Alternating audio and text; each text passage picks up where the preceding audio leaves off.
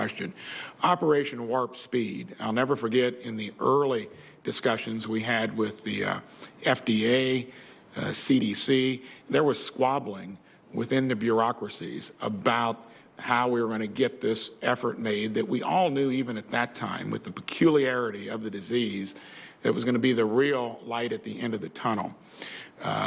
Being an entrepreneur, knowing how the business world works, knowing that pharma has been so stodgy with its record in terms of coming to the forefront with new cures and so forth, mostly impeded by some of the, regulatory impediments.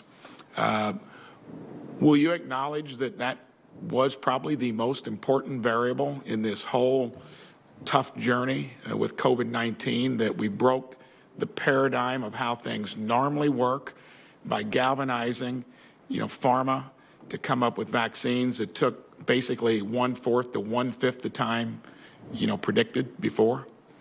Senator, let me agree with you that had it not been that we essentially knocked some heads and said everybody's got to come to the table, and it had to be the private sector working with our government and our local leaders, we probably wouldn't have had that success. And so what we've learned from COVID, FDA has learned, I hope FDA, and if I'm fortunate to be confirmed, I'll make sure they've learned that we can do things with a fast pace and still ensure safety. So I think the gist of what you're asking is something that I agree with, and that is that we should take the lessons that we got from COVID so we can do this faster and smarter and safer the next time. Would it be a stretch then for you to say that you can give that credit to the Trump administration?